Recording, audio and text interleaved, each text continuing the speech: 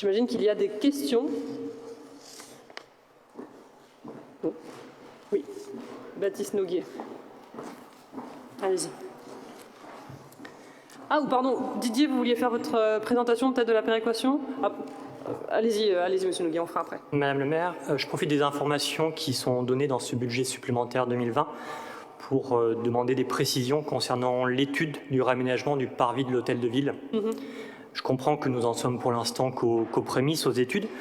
Pour autant, comme pour les travaux du marché Barbus, la place Jean-Zé ou les pistes cyclables, pour parler uniquement des sujets du moment, je me permets d'insister pour que l'opposition et notre groupe soient associés aux réflexions et aux études.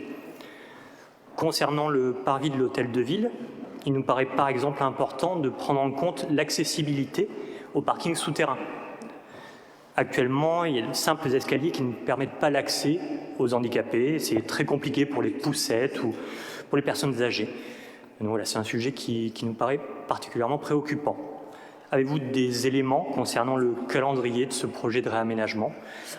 Merci de votre réponse. Alors, sur le parvis de l'hôtel de ville, c'est vrai qu'il y avait deux manières de faire. Soit on faisait simplement une remise en l'état, tel que le parvis est actuellement, soit on en profitait pour essayer de le repenser en le redessinant, en essayant peut-être de le rendre aussi plus vert.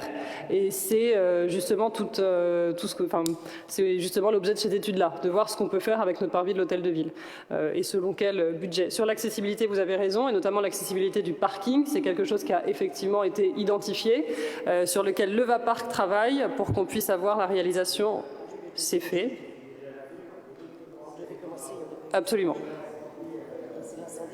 Absolument. On avait effectivement, il y a quelques mois maintenant, travaillé sur la réalisation d'un ascenseur pour pouvoir rendre ce parking accessible aux personnes à mobilité réduite. Les études avaient été faites, on sait où on avait positionné cet ascenseur et tout avait été stoppé en raison de l'incendie du marché qui a repriorisé les actions. Mais c'est quelque chose qui n'est absolument pas abandonné et alors à quelle échéance, je ne sais pas Michel si tu as un calendrier à nous annoncer, il faut qu'on le relance, mais effectivement c'est quelque chose qui est prêt, on sait comment avancer.